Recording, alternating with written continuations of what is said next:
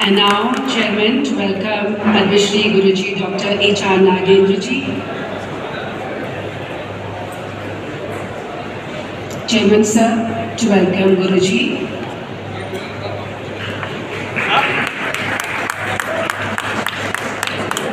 Chairman, sir, again to welcome Dr. Ashish Gautam, founder Divya Prem Seva Mission, Haridwar.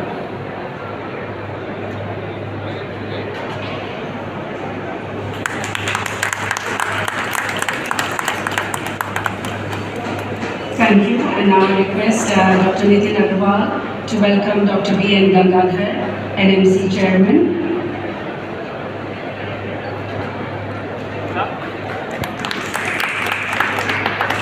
Floral welcome for Dr. G.S. Tomar, founder Vishwa Ayurveda Mission.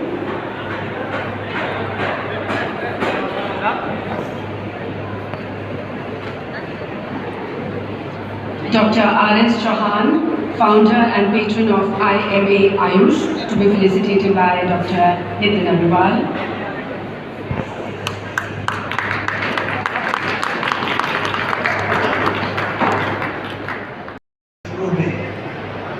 आमंत्रित अतिथियों का आयोजक committee की ओर से हार्दिक स्वागत, अभिनंदन, आभार। आज के प्रोग्राम के हमारे मुख्य अतिथि Shri Vijay Singh ji, honourable minister of state PWD government of UP, minister in charge और Gautam Buddh Nagar, special guest doctor Ashish Gautam ji, founder Divya Prem Seva mission, guest of honour doctor G.S. Tomar ji, founder Vishwa Ayurveda mission, Padma Shri Guru ji,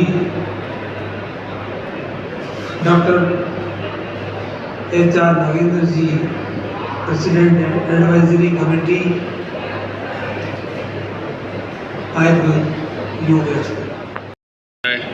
Uttar Pradesh, Shri Brajesh Singh ji, Padmashri Guruji doctor H.R. Nagendra ji, doctor Ashish Gautam ji, doctor R.S. Chauhan ji, doctor G.S. Tomar ji, doctor Rakesh Kumar, doctor Gangadharan, doctor Agrawal और इस hall में उपस्थित सर्व सम्माननीय गण। First of all, I am feeling really blessed to be part of this particular event, Ayur Yog Expo. मुझे इस department में आके करीब 7-8 महीने हुए हैं एंड जब से मैं इस विभाग में आया हूँ तब से I have been contemplating with my colleagues कि ऐसी कोई इवेंट देश में होनी चाहिए विद एब्सेंस ऑफ नॉलेज कि ऑलरेडी इस तरीके का एक इवेंट देश में किया जाता है। मुझे लगता है कि आयुर्योग जैसी ये जो इवेंट है ये पूरे देश में इस आयुष विभाग के जो अलग अलग स्टेक होल्डर्स हैं उनको एक प्लेटफॉर्म पे लाके उनका आपस में इंटरेक्शन करने के लिए बहुत बहुत ज़रूरी है। और मैंने सुबह मैं जल्दी आ गया था तो मैंने पूरे हॉल का भी एक राउंड किया, यहाँ काफ़ी लोगों से इंटरेक्ट किया। तो मैं सभी आयोजकों को इस बात का बहुत आयोजकों का अभिनंदन करना चाहूँगा कि इस इवेंट का लुक बड़ा मॉडर्न है पर कंटेंट ट्रेडिशनल है एंड मुझे लगता है कि यह आज की डेट में किसी भी साइंस को, जो मैं आयुष को हर एक तरीके से मानता हूँ कि वो एक साइंस है, इसके लिए ये ज़रूरी है। आनंद सूरये सच्चित सुख स्वरूपाय स्वामिने तापहारिणे तापहारिणे। मेरे आत्मीय भाइयों और बहनों, ये सुंदर वातावरण में आयुर्योग का जो कॉन्फ्रेंस हो रहा है बहुत ही आवश्यक है क्योंकि आजकल दुनिया भर the NCDs non communicable diseases ज़्यादा बढ़ रहा है, एक्सपोनेंशियल प्रोपोर्शंस हो रहा है।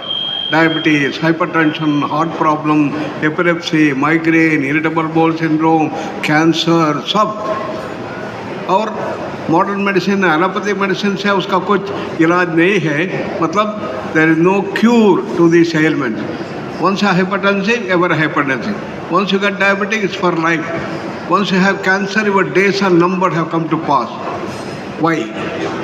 In spite of all the wonderful achievements that modern medical system has developed, we have put such powerful pharmacological interventions and 5,000 types of surgeries, all that we have done, but no solution to this. Why? There is a fundamental reason for that.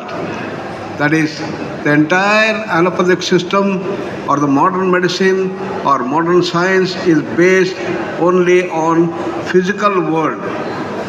It's a matter-based paradigm. Everything is nothing but matter, we think, and everything is only the body, the physical thing. But according to our ancient shastras, yoga, Ayurveda, Siddha, all this, our system, we know that we are not just the physical body, we have got the prana, the mind, the emotions, intellect. Uttar Pradesh के राष्ट्रीय राजधानी क्षेत्र के विकसित जनपद गौतम बुद्ध नगर के बहुत ही प्रतिष्ठित संस्थान एक्सपो मार्ट में आयोजित इस आयुर्योग एक्सपो के उद्घाटन सत्र की समय मंच पर मेरे साथ उपस्थित जिनके नाम से आयुर्वेद की पहचान है, जिनको पूरा आयुर्वेद जगत सम्मान की दृष्टि से देखता है, समूचे भारतवर्ष में जब आयुर्वेद की चर्चा होती है, उनके नाम के सामने सम्मान अपने आप से जुड़ जाता है। और ये मेरा परम सौभाग्य है कि मुझे आज स्वयं में उस मनीषी के दर्शन करने का सौभाग्य प्राप्त हुआ। ऐसे मेरे साथ मंच पर उपस्थित पद्मश्री गुरु डॉक्टर HR नागेंद्र जी, मंच पर उपस्थित मेरे निजी जीवन के संरक्षक, मेरे सामाजिक जीवन के संरक्षक, मेरे राजनीतिक जीवन के संरक्षक, दिव्य प्रेम सेवा मिशन के संस्थापक अध्यक्ष श्रद्धेय आशीष भैया, एक्सपो मार्ट के चेयरमैन भाई Rakesh ji, national medical commission के चेयरमैन डॉक्टर BN गंगाधर जी, हिमाचल सरकार में आयुष के सचिव संदीप कदम जी, IMA आयुष के फाउंडर डॉक्टर RS चौहान जी, विश्व आयुर्वेद मिशन के फाउंडर डॉक्टर GS तोमर जी, और जिनके कारण मुझे यहाँ आने का सौभाग्य प्राप्त हुआ, ऐसे मेरे मित्र, मेरे भाई, ब्लिस आयुर्वेदा के संस्थापक, इस फेयर प्रेसिडेंट, इस आयुर्योग एक्सपो के प्रेसिडेंट डॉक्टर नितिन अग्रवाल जी, मेरे संगठन के जिलाध्यक्ष भाई गजेंद्र मावी जी, CP शर्मा जी, और मेरे पिता के सहपाठी रहे, मेरे पिता तुल्य गुरुकुल आयुर्वेद कॉलेज के ग्रेजुएट, बहुत लंबे समय तक उत्तर प्रदेश आयुर्वेद चिकित्सा सेवा संघ के अध्यक्ष रहे आदरणीय डॉक्टर अशोक वर्मा जी, इस सभागार में उपस्थित आयुर्वेद के सभी मनीषी विद्वज्जन, अनेकों आयुर्वेद औषधियों के निर्मातागण और उपस्थित पत्रकार बंधुओं। अभी हिमाचल प्रदेश के आयुष सचिव ने कहा कि संभवतः मैं और मंत्री जी हम दो लोग हैं जिनका आयुर्वेद से कोई नाता नहीं है। उनका ये कहना स्वाभाविक था, चूंकि मेरे नाम के सामने डॉक्टर नहीं लगा हुआ और उनके और मेरे नाम को छोड़ के यहाँ मंचस्थ जितने लोग हैं सबके नाम के सामने डॉक्टर लगा हुआ। लेकिन मेरे लिए ये गर्व की बात है, मैं इसे अपने आप, मेरा ये अपना सौभाग्य मैं मानता हूं कि मैं एक वैद्य का पुत्र हूं, एक आयुर्वेदाचार्य का मैं पुत्र हूं और मैं स्वयं में आयुर्वेद का छात्र हूं। मैं डॉक्टर अपने नाम के सामने इसलिए नहीं लगाता चूंकि मैं आयुर्वेद शास्त्री करने के बाद जो उसकी प्रैक्टिकल जितनी वो थी वो मैंने की नहीं। मैं सामाजिक जीवन में आ गया और डॉक्टर समझ के कोई मुझसे पूछे कि इसका इलाज क्या है, मैं उसको उचित माध्यम ना बता पाऊं तो ये उस विधि के साथ न्याय नहीं होगा। इसलिए मैं अपने सामने आयुर्वेद का, लेकिन मेरे परिवार में आयुर्वेद है। मेरा जन्म आयुर्वेद की यूनिवर्सिटी में हुआ है, जहां मेरा लालन पालन गुरुकुल कांगड़ी विश्वविद्यालय परिसर में हुआ। मेरे पिता गुरुकुल आयुर्वेद महाविद्यालय के छात्र रहे लगातार लंबे समय तक। जिन्होंने गुरुकुल कांगड़ी फार्मेसी का नाम आयुर्वेद जगत में सुना होगा, उन्होंने लगातार कई वर्षों तक उसमें सेवाएं दी। तो मैं आयुर्वेद को बहुत नज़दीक से जानता हूँ। और आयुर्वेद विश्व की एक प्राचीनतम पद्धति है, विश्व की एक प्राचीनतम विधा है।